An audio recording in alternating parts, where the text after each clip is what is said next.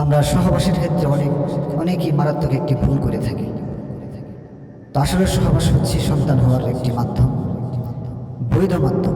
স্ত্রীর সাথে সহবাস করে সন্তান জন্ম দেওয়া আল্লাহ পাক রব্বুল আলামিনের পক্ষ থেকে ঘোষিত একটি বৈধ মাধ্যম। ইল্লা আলা আজওয়াজিহিম আও মা মালাকাত আইমানুহুম ফাইন্নাহুম গায়রু মালুমিন। আল্লাহ তাআলা বলেছেন, ওয়াল্লাযীনা হুম লিফুরুজিহিম হাফিযুন, তোমরা তোমাদের লজ্জাস্থানকে হেফাজত করো।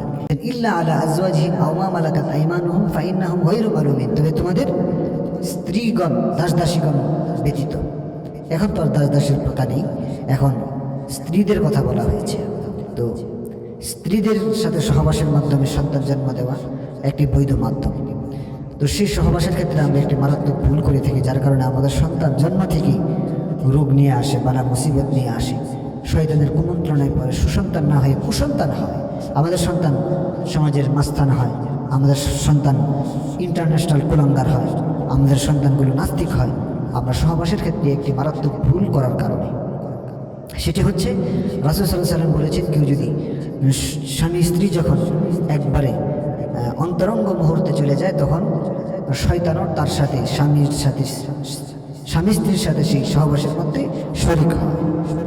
কাজেই সহবাসের পূর্বে আপনার আমার সহবাসে যদি শয়তান শরীক হয়, তাহলে সে সহবাসের দ্বারা যে সন্তান হবে সেটা নেককার হওয়াটা খুব ডিফিকাল্ট হয়ে যায়, খুব কঠিন হয়ে যায়। কাজে সর্বপ্রথম আমাদেরকে শয়তানকে তাড়াতে হবে। সেজন্য শয়তানকে যাতে আমরা তাড়াইতে পারি, সেজন্য রাসূল সাল্লাল্লাহু আলাইহি ওয়াসাল্লাম আমাদেরকে একটি দোয়া শিক্ষা দিয়েছেন। যে দোয়াটি বুখারী শরীফের মধ্যে বর্ণিত।